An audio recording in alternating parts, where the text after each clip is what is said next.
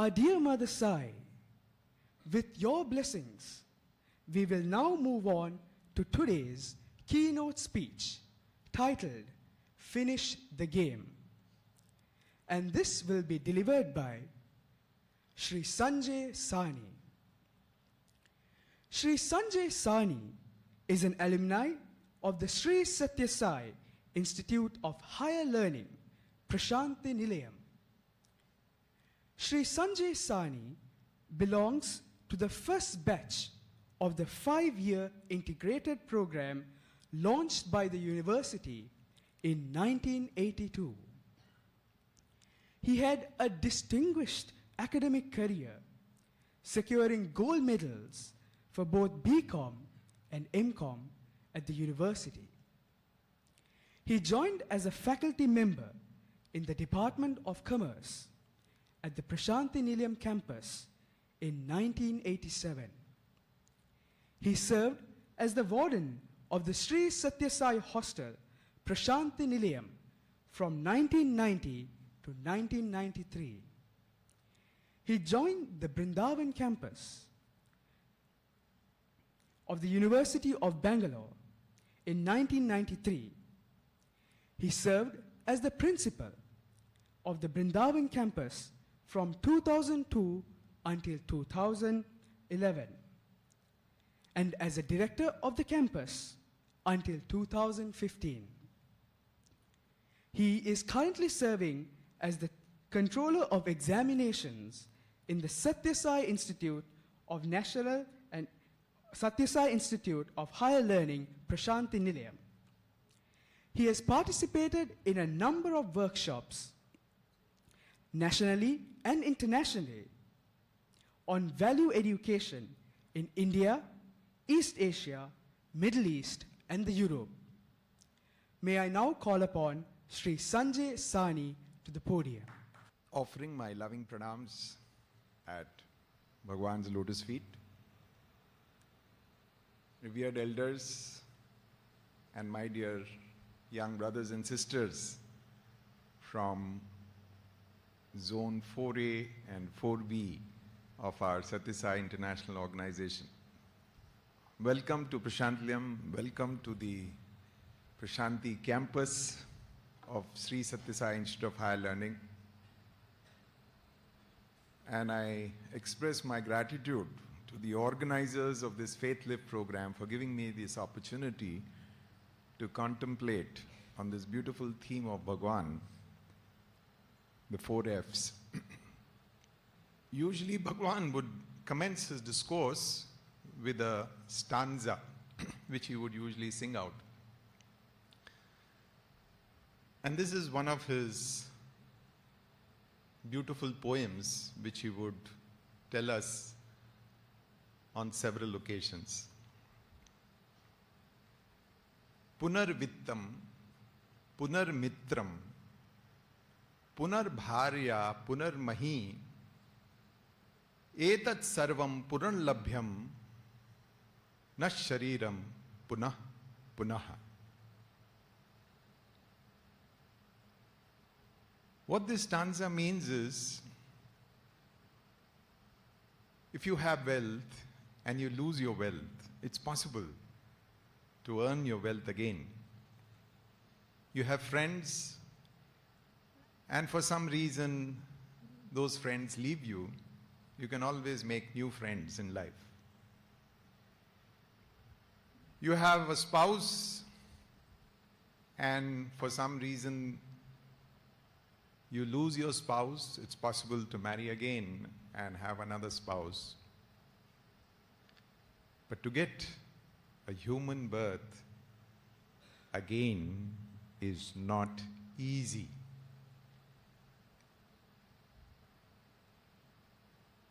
So putting it in the context of the last of the 4 Fs,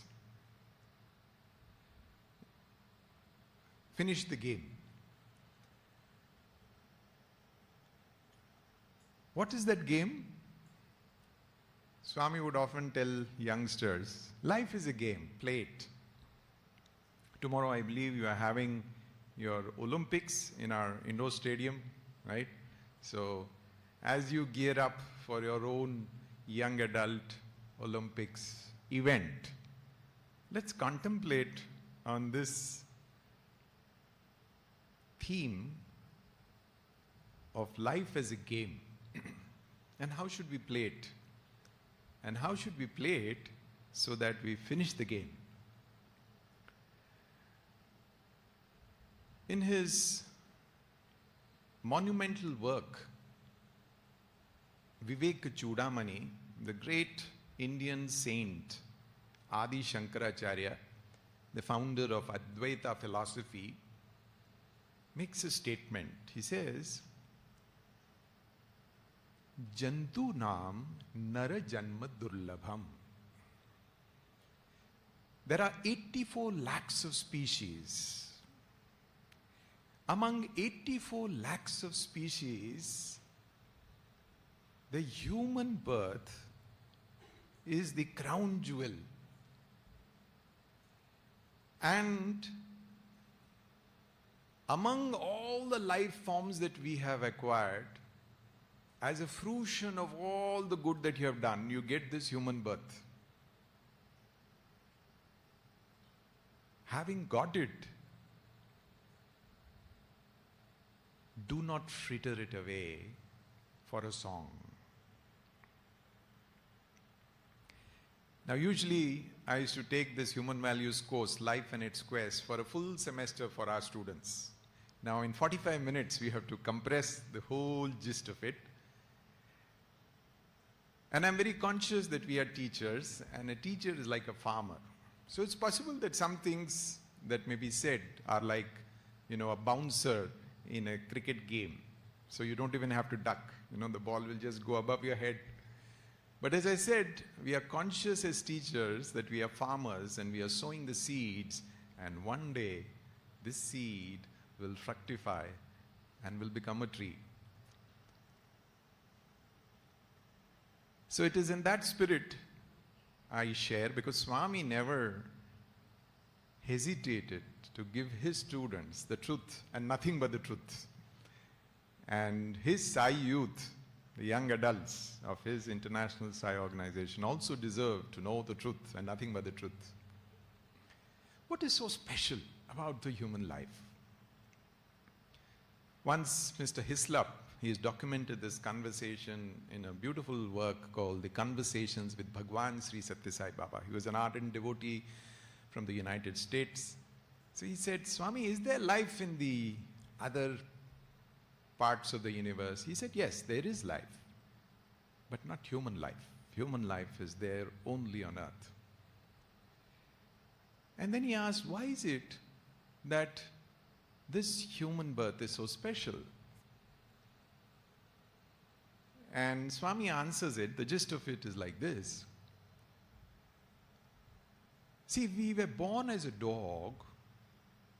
A dog will die as a dog. If we are born as a snake, we will die as a snake. If you're born as a donkey, you will die as a donkey.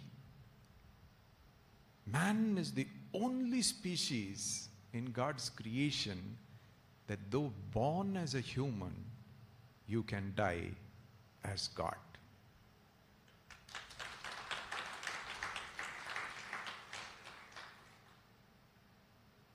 One day Swami was sharing with some of his teachers in the interview room at Prashant Nilayam.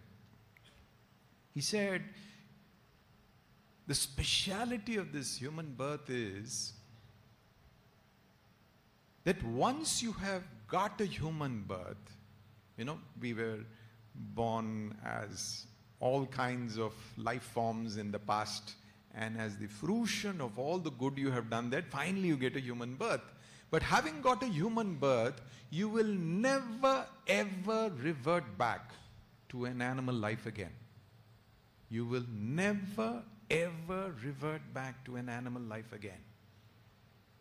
You may be born poor. You may be born maimed.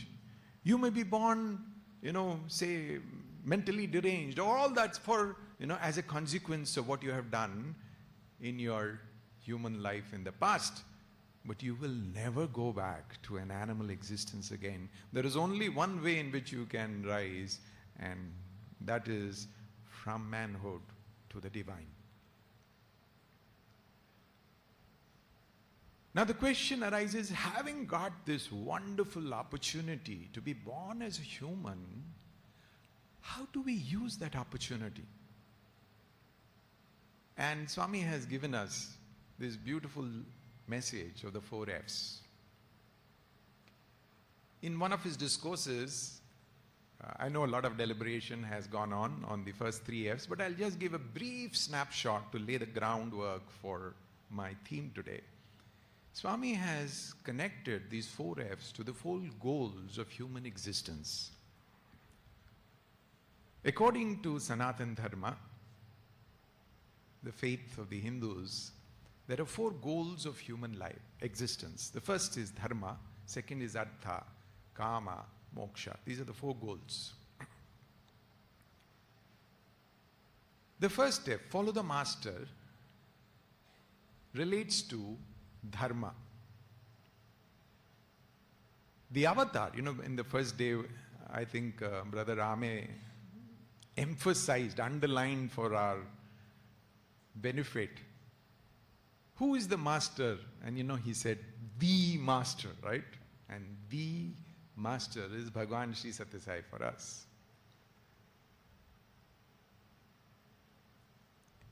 Every avatar comes for what? Dharma samsthapanarthaya yuge yuge. This is the Lord's declaration in the Bhagavad Gita. He comes not to protect dharma. Dharma is always there. What he comes to foster and nurture is the practice of dharma. We have forgotten how to live a righteous life, how to lead a life of dharma. So the Lord comes to encourage us, prompt us, inspire us, be an example of that. And that's why the first F, follow the master. According to Manu Dharma Shastra, which is the ancient book of morals for Indians, there are 4 sources of dharma. The first is called Shruti. Shruti are the Vedas. They are like the command of the royal command. Satyam vada, speak the truth. Dharmam chara, follow the righteous path, action. So they give a command. So that is the first source of dharma. But there's no explanation, there's no interpretation. So sometimes you are in a dilemma, and therefore you have one more source of dharma. The second source of dharma, Manu says, is smriti. The itihasas and the Puranas. For example, we have the Ramayana, the story of Sri Rama. We have the Mahabharata, the Bhagavatam, the story of Sri Krishna and his contemporaries. So many exemplary lives we find in this story, in this history, and from them we get an inspiration how to lead our daily life. So that is called Smriti. The third, Manu says, is in your own society, in your own contemporary times, look to people who are inspirational, these divine personalities. So we had the beautiful blessing of Bhagwan Sri Sathya Sai Baba in our own midst. His own life is his message. So you follow his life. But somebody may ask, but I have never seen Bhagwan Sri Sathya Sai Baba. Today, how do I connect to him? And Manu says there is a 4th source of dharma. And he says that is your conscience. And that is what Swami said, follow the master is to follow your conscience. Your conscience is the voice of God within you. The second F talks of face the devil. Now what is devil? If you look at the Bible, the devil tempts Jesus with all kinds of things before he realizes that he is the messenger of God. The devil, Swami relates to the second goal of life, which is artha. Now, in literal translation, it means wealth. But it is not only wealth, it is for all the material possessions. And it also relates to all your material acquisitions, tangible and intangible.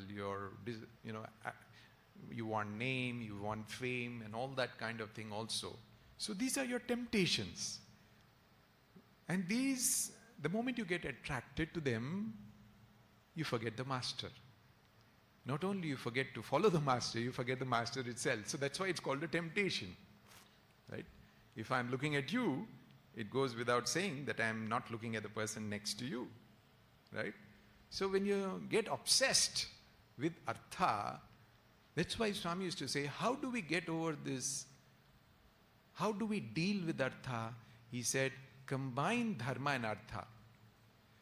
Acquire wealth or acquire artha through the righteous means. That is the way in which you will overcome your fascination for artha, your temptation of artha.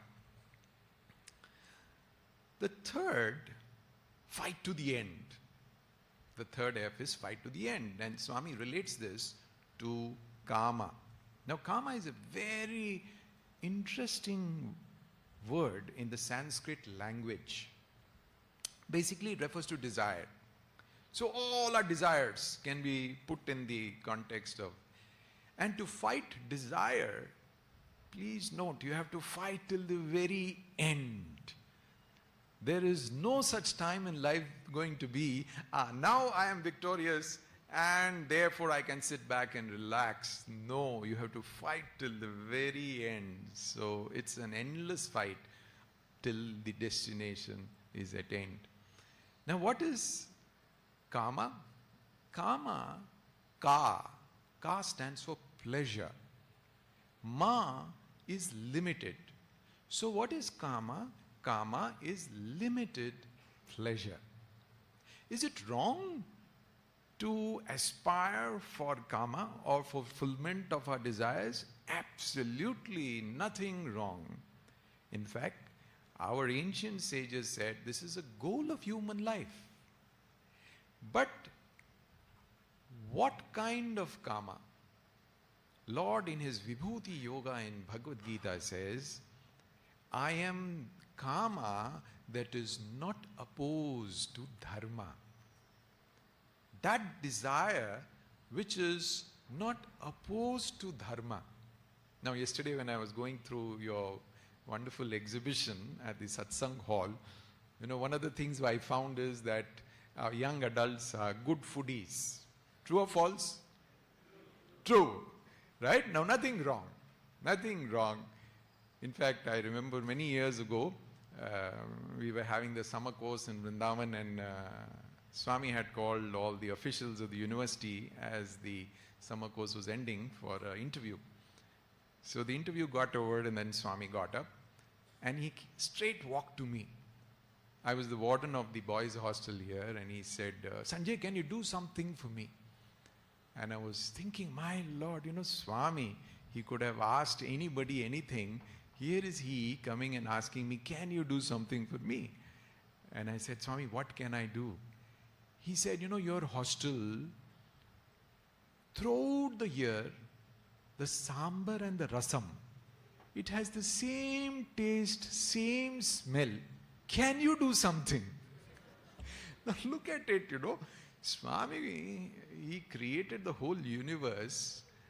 He could have asked for anything spiritual, but no, he's not worried about it. He's asking, and then I realized how much he loves his students and his young devotees. So one of the first things he's concerned was the food. So I was not a good cook and I was clueless. How am I going to fulfill Swami's, command?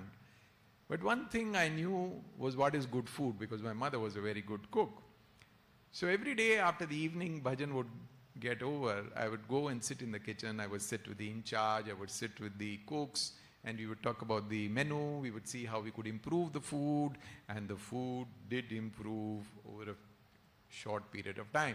One day I was sitting in the mandir, and Swami is looking at the students. I was about 5 feet away from him, and he made a statement, and he said, the students have become fat. So I said, thank you, Swami, I got my certificate today. So I fully recognize how young people like food. Nothing wrong. Enjoy food. Now what's wrong? Now supposing you like, say you like pizza, or you like, yesterday there were some wonderful dishes from various countries put up. Sir, why not you taste this? This is from Sri Lanka, this is from Singapore and all that. So now our stomach is just this much.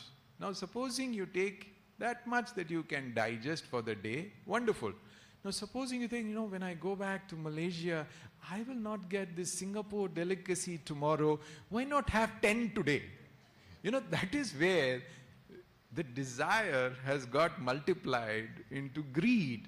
Oh, what if I not get it tomorrow? So let me take as much. And the next day you have a stomach upset and you go to your young adult coordinator. Sorry, I have a stomach upset. Can you exempt me? I'm not coming for today's program.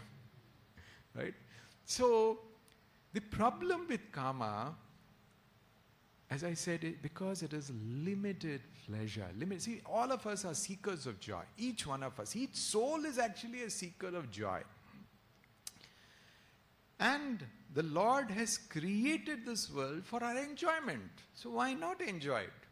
However, there's one thing which we should be conscious of when we enjoy the world.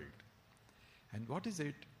That this world can give us only limited happiness, limited joy. The problem of each one of us is we want eternal joy from this transient world which can give us only limited joy. The moment you want eternal joy from this transient world, you have a problem. So what we are really seeking is actually that eternal joy. Once I get it, it should not diminish, it should not decline, it should not be dependent whether the room is very cool or the room is very hot. It should not be dependent whether the people around me are very conducive or they are, abusive. It should not be dependent on whether I won my game today or I lost my game, whether I got a good news today or I got a bad news. When it transcends all these dualities, then that joy is the true joy. It transcends the limitations of this limited world. And how can you transcend it? And therefore the Lord gives us a beautiful message in the Gita. Anityam asukham lokam imam prapya bhajasva mam. My dear, this work is anityam. It is transient. Enjoy it. But know that it is transient. It will not give you permanent joy. Asukham, the same thing which gives you so much joy today, tomorrow it has the potency to give you sorrow. You're so happy, say a child is born. Few days later, few years later, the child dies and you live to see your child's death. When the child was born, you were so happy. When the same child dies, you feel so sad. So the same thing which gives us happiness also carries with it the potency to give us sorrow. So how do we transcend this joy, sorrow, joy, sorrow, joy, sorrow? This sequence, pleasure is an interval between two pains, Swami would say. The only way in which you can get out of this, divert your mind to whom? To the one who is the embodiment of eternal joy and eternal bliss. If you want, there are two things in this world which God has not put. And if you want it, you can get it only at God's doorstep. You cannot get it in the world. Though it gives us so much joy in so many ways. And what are those two things? One is peace of mind, the other is bliss. And that is why, when we are dealing with karma, Swami says, divert this karma for the fourth goal of human existence. And these ancients called it moksha. Now that seems to be, something very, very, oh my Lord, it is somewhere beyond the ninth of heaven. It is not for young adults like us. Right? So it would be my endeavor in the next few minutes to try to bring us into the range of consideration of what is that moksha, and can you and I also aspire to realistically discover it, to realistically find it, to realistically touch it, smell it, feel it, and experience it in our own lifetime. So for doing that, we have to dwell on this fourth F, which is so very, very meaningful. Finish the game. Now what is this game? I said, life is a game. Why does Swami compare life to a game? Any game, for example, is a game of cricket or a game of football. Say a game of football, it starts with a whistle. And finally, at the end, there is another whistle and the referee says, hey, the match is over, stop. So same way, this life is also an interval between two whistles. One whistle is called birth, the other whistle is called death. And this whole game of life is played between these two whistles. Now, however much we may be so joyous with birth, but the moment you hear death, we are filled with fear. My God, what is this? Something which I fear, I don't understand, I don't relish, I don't want to think about it, I don't want to talk about it. But the point is, there are only two certainties in life, they say. One is taxes, the other is death. None of us can escape paying taxes. If not income tax, at least the indirect taxes definitely get extracted. Every time you make a purchase of any good or service, you're paying a tax. So,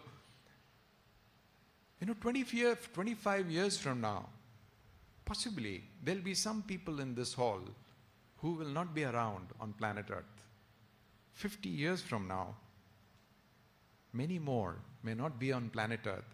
And 100 years from now, we can be sure that none of us are going to be here on planet Earth. That's a certainty. Absolute certainty. Whether anything else is certain in life or not, but this is an absolute certainty. So, how do we face death? Now, one thing which we must recognize and which will give us lot of strength and lot of solace. The first thing is that both relating to birth and death, Swami is in full control. One day, we were sitting in the mandir, and there was this roommate of mine. When Swami came near, he got up on his knees. And Swami asked him, what is your name? And he mentioned his name. And then Swami said, hey, that's a girl's name, he said. And all the boys around, started laughing. There were only two people who didn't laugh. One was that boy himself, and the other was myself. Because his story, this boy had shared with me. He was my roommate. When he was in his mother's womb, his father was a very good astrologer. So he did his astrological studies and he realized that he was going to be blessed with a daughter. And so he thought, both husband and wife thought, because it's going to be a daughter, this is the name we are going to select for our daughter. So they had already selected before the child was born.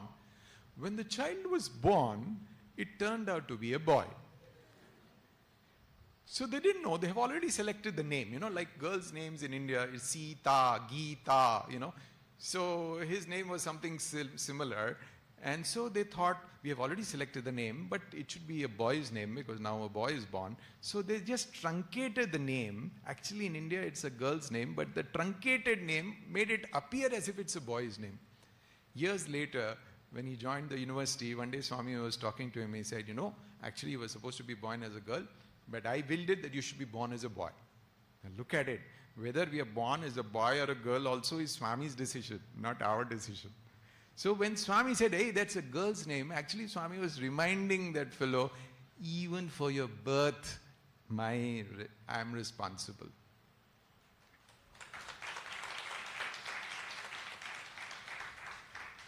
You look at death. Death. Even we don't have the freedom to die. Even our death is in Swami's hands. I remember it was Vijayadashmi day, one day during Dasara festival at Prashantlim. And Swami started his discourse. I was sitting in the hall there, and suddenly there was this devotee of Swami, Brigadier Bose. Earlier he was the founder director of IIT Mumbai and went on to become the director later of IIT Kanpur. He retired and then he came down and became Swami's contractor, engineer. So he would construct so many buildings at Prashantlim. and Vrindavan. So this gentleman collapsed on the chair. And there were two doctors sitting next to him. They just went close and they saw the pulse and they found that he was no more. And Dr. C.G. Patel, indicated to Swami from down that Swami, he's gone. And I've never seen that happen. Swami stopped his discourse. He left the podium, walked down the steps, went up to this gentleman who was on the ground, and Swami was having something in his fist. And tightly he was holding it, and then with his other hand he lifted it up and took that tightly clenched fist and thrust something into his crown of his head. And the next moment, Brigadier Bose opens his eyes.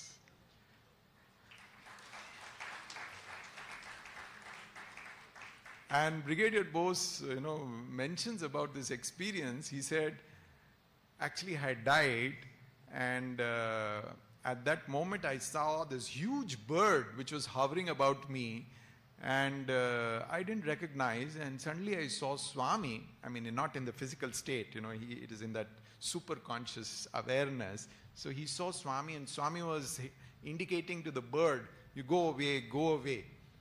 Later on during the sports meet, he saw the mascot of our students for the sports meet, and it was Garuda. And he realized that the bird which had come there was none other than Garuda when he passed away. And it is said in the Garuda Puran that when very auspicious souls pass away, Garuda himself comes, to escort them in the journey ahead. So Swami just directed Garuda, no, time is not up. You come later, not now. So he got back his life. One day he was sharing in Trai Vrindavan this story with the students, and he finished his narration and he was going back to his seat, and Swami was telling our then Principal Narendra, and Principal Narendra himself went and shared with Brigadier Bose. He said, Brigadier Bose, what Swami mentioned when you were going back to your seat, he said, do you know who is my Brigadier Bose? He, in his previous life, was an architect of the Taj Mahal. Now, you have heard of the Taj Mahal. Anybody who comes to India goes to Agra and sees the Taj Mahal. In a previous life, he was responsible for the construction of the Taj Mahal. In this life, Swami made him his engineer, and he has been Swami's engineer for so many constructions all over, including this college building. So even if you have not gone and seen the Taj at Agra, you can go back from Prashanti has said, we had our workshop in the college where the buildings were constructed by the man who constructed the Taj Mahal. So, both life and death are actually in Swami's hands. So if that is so, then you don't have to be really so worried about what is important, not the first whistle or the last whistle. What is important is what happens in between the two whistles, and that is where all our focus should be. Now, having said that, we must ask ourselves, what is it which prods this human being to come back into this world again and again? And there are three sins according to Shastra. Three reasons or three causes for this coming back again and again. Punarapi jananam, punarapi manaram. Again and again you come back into this world. It's like in the university exams we say, you're writing, this person in the MS degree.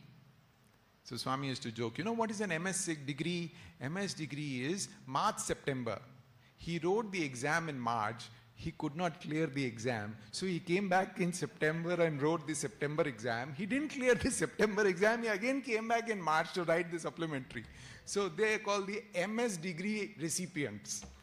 So in this game of life, we should not become these MS degree holders. So we should understand what is it which causes this birth again and again. Because it's not enough. If you want to play a game, you must know what are the rules of the game. And how do I finish how will the game end? So, you must know what is a foul. Supposing in a game of football, you touch the football with your hand, immediately the referee blows a whistle. Hey, it's a foul. And if you make too many fouls, a red card goes up or yellow card goes up. So you must know the rules of the game and know what is allowed, what is not allowed. So there are 3 reasons for human birth again and again according to the Shastras. And the first is called papa, sin. The second is called tapa.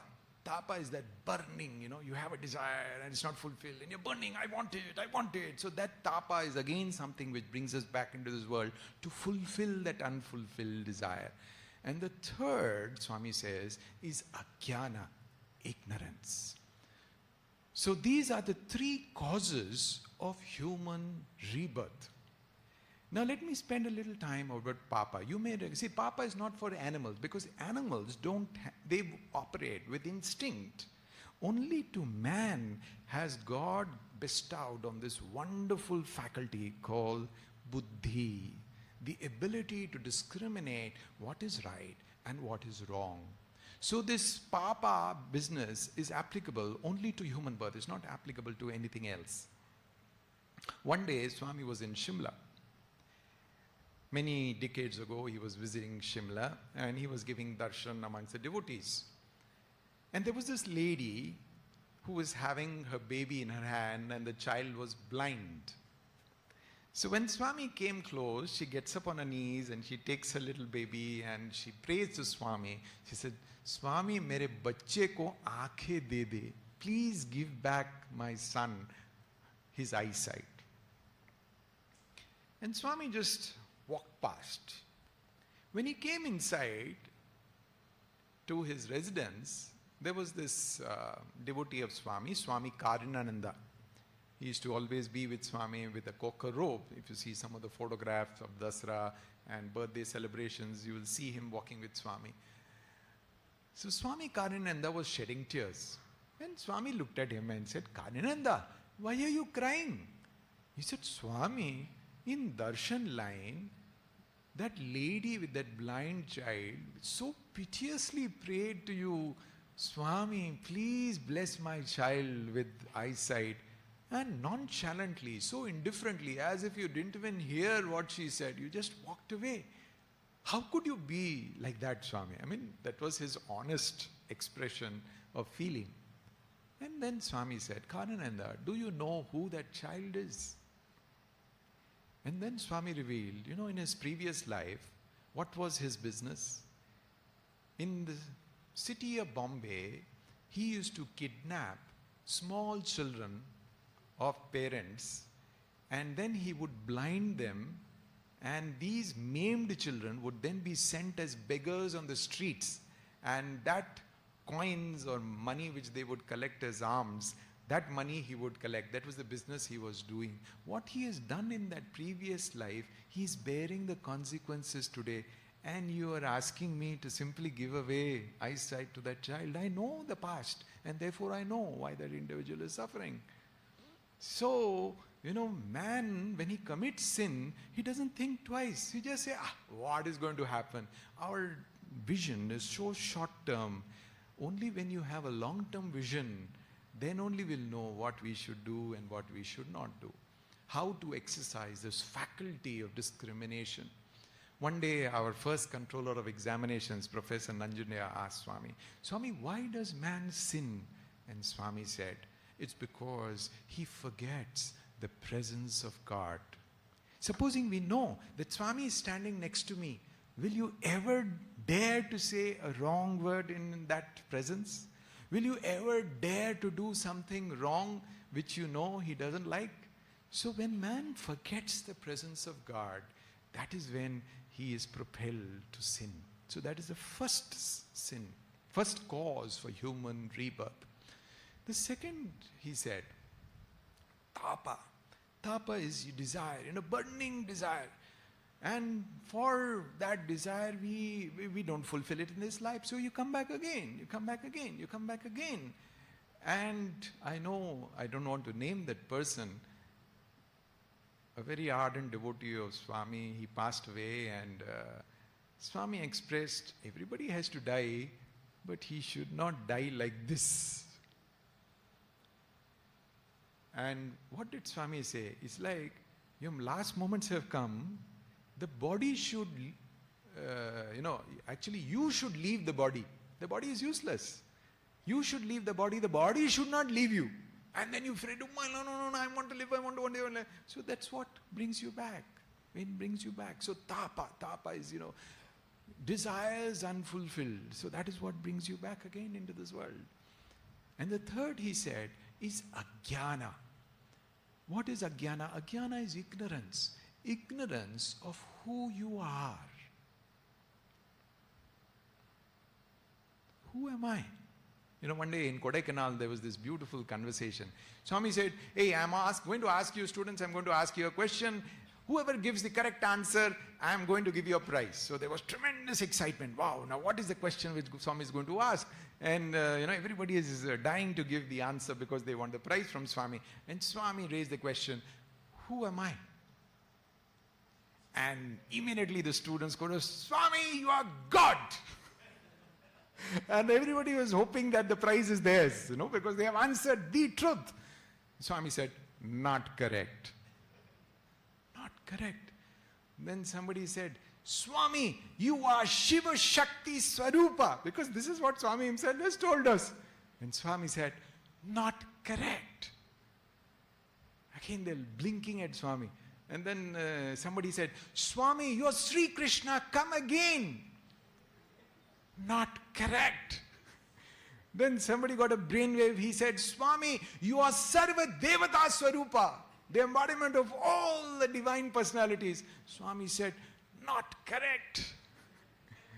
Then one elderly devotee got exasperated at Swami. Swami, please tell us who you are. And then Swami said, I am I. And everybody broke into laughter. What answer? Am I? It looks so. But Swami allowed the laughter to die down. And then he said, it's only when you identify with that I, you are in that Advaita Bhava, the oneness of your being. In every other state of existence, there is duality, which is not your correct state of affairs. And it's a beautiful, beautiful mantra. About 3-4 days ago, we were in Penang, Malaysia. We were having the SSIO National Conference in Malaysia. And there was this, I believe she has been a Bal Vikas coordinator also. And by profession, she's a legal expert. Her field of expertise was in shipping laws. And there was this former prime minister who had siphoned off some money of the country and had purchased a yacht, a luxury yacht for about $250 million. And it was discovered, and the government of Malaysia wanted to get that money back, whatever they could recover. So there was an intricate maze of contractual law, totally opaque systems, and they had to decipher and finally make the claim and then recover the money. So she was appointed as the representative of the government of Malaysia. And I was so delighted, to see that Swami's devotees are in such critical position. And she was narrating an experience and all the kind of opposition that she faced from all quarters. And every time, there would be challenges, there would be difficulties. You get into the self-doubt. Can I do it? The whole country's hopes are on me. Can I do it? Will I be able to do it? And all the time she was, reminding herself. This was a beautiful mantra which I like to share because it is linked to the, narration which Swami himself made of who am I. She said, I can. And you know why I can? I can because I am. Who am I? I am that Atman. She always kept reminding herself, I am the Atman. I am Swami. I am Swami. I am Swami. With that faith, she broke through that maze of, intricate contracts that were there, which nobody could decipher, and won the case for Malaysia. They recovered that luxury yacht, and in the last month, in the month of April, they have sold that yacht for $126 million. $126 million, just by the faith of that one soul who said, I can because I am. Now, when you say that I am, actually you're identifying yourself with that divinity. So there are last 5 minutes left. I will just end with this thought. You know, Swami has given us a beautiful mantra, and he says, Om Sri Sai Ram. Om Sri Sai Ram. The bountiful benedictions of divinity are just capsuled in this one single mantra. You know, we use it for so many occasions and so many casual interactions. Om is the bija of that mantra. No mantra is effective unless it has a bija. And there was a scientist who has done a study on this Om with an equipment called a tonograph.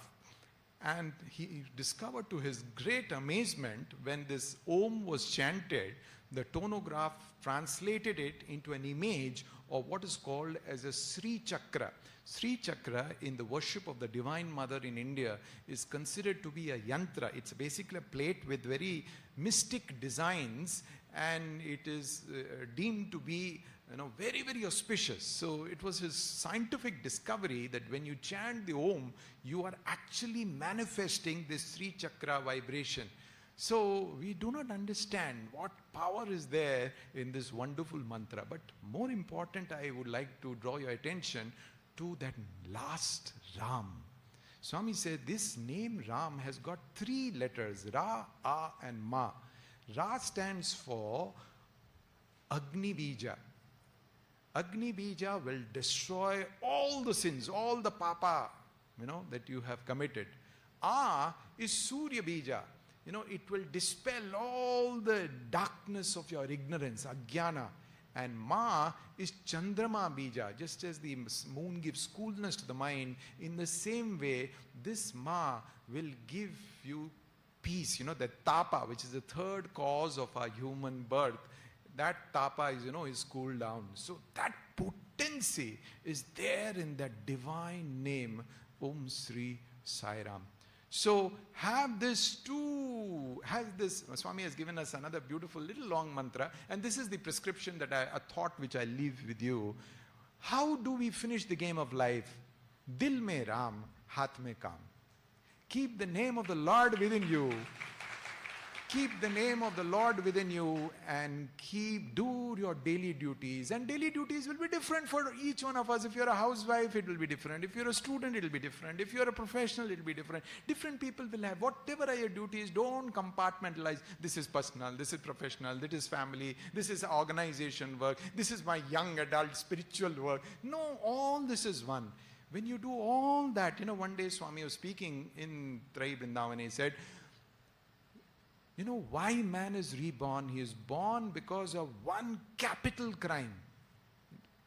What is that capital crime? He identifies that this body is me. This body. And for that, there is capital punishment in the spiritual world. And what is that punishment, Swami? The punishment is to be born again and again. That is the punishment for you. How will we transcend this then, Swami? How will we finish the game? There is one way you can finish the game. And Swami said, whatever action you do, dedicate it to the divine. Practice it throughout your life. And finally, when the referee blows the whistle, the Lord is there at the other side of the tape. He said, hey, you have succeeded, you have won. And then we'll tell Swami, Swami, I did not win. You made me win, Swami. Because this is the realization of life, that we cannot finish the game on our own. We will not be able to transcend the cycle of birth and death. And you know, the examination system, especially if you're part of it, you understand. Swami used to tell us, see, it's like, supposing all the effort you put and 40% is your pass mark and you land up with 35 or 34. You're a little short. And what does your examiner do? He said, you know, so much the student has worked. Can I give him half a mark there? Can I give him 2 marks there? And you know, he'll be going over your paper over and over again. And finally, he will say 39.5. As per the approximation rule, it will become 40. And the controller of exam will say, pass, you have passed. So that is what the Lord does. You know, he puts a little grace marks on our behalf. And he says, this fellow has passed. In my own life, I have seen people who have passed. And I'll end with this last experience. When I became the principal of Vrindavan campus, I stepped into the shoes of a gentleman whom I hold in great regard, Principal Narendra.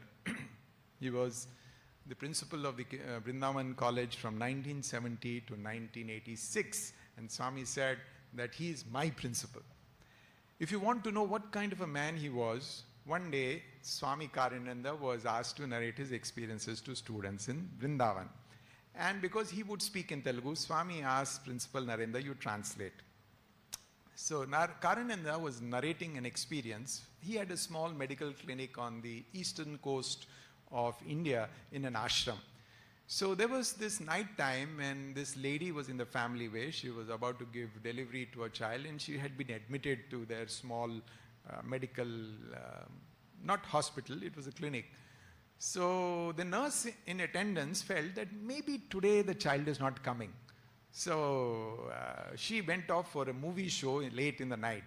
When she came back after the night show, suddenly she finds that this baby child is already delivered and the baby is washed and the baby and mother are both sleeping peacefully next to each other. So she was very, I am the attendance nurse, how come, who delivered the baby? So next day when the lady woke up, she asked, who was there in the night? I was not there to help you. Who helped you? And she pointed to a photograph of Swami and said, that Missy-amma came and helped me. The poor lady, she didn't know that that is only a photograph. She thought that it's some resident in the ashram. Swami was of course in Prashadliam. So he said that Missy-amma came and helped me. So Karnananda said that poor lady, she did not know that the person in the photograph is a man or a woman. Missy-amma. She was referring, that Missy-amma came in. So then it was Narendra's sir's time to translate. And see, look at the man. See, the language speaks of the man. He said that little lady, she did not know whether the picture in the photograph was a god or a goddess. He lived all his life, in that bhavam, and what a wonderful principal he was for the students of his era. When he passed away, Swami asked the family members to come to bring the body to Prashantlayam and cremate it in the Chitravati.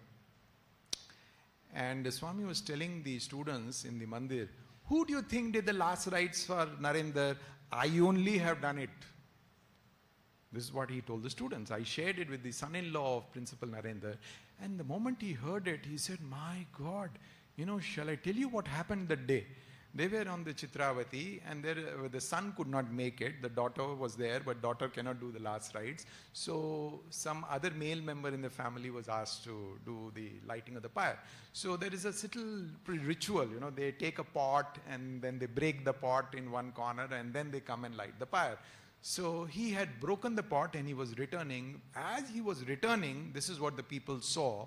There was this Aarti plate. The flame was there on a plate and it was at quite some distance from the pyre. Suddenly a gush of wind came to the plate, picked up that camphor from the plate and the camphor flew and went and lit the pyre.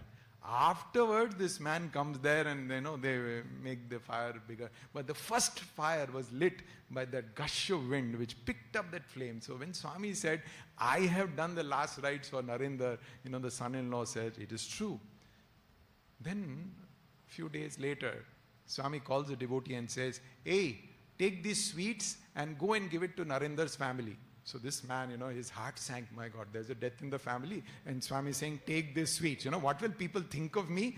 Cruel fellow, heartless fellow, merciless fellow, doesn't, have any feelings. So he was so hesitant. And he's looking, Swami, sweets I have to go and give to that family. Then Swami said, you tell them, when a man is liberated, it's an occasion of celebration. And that is why I'm sending these sweets to the family members. And can imagine the joy. So in my own lifetime, I have seen people who have finished the game. So play by the rules, dil mein Ram, haath mein kaam, and the destination is ahead of you. Sai Ram.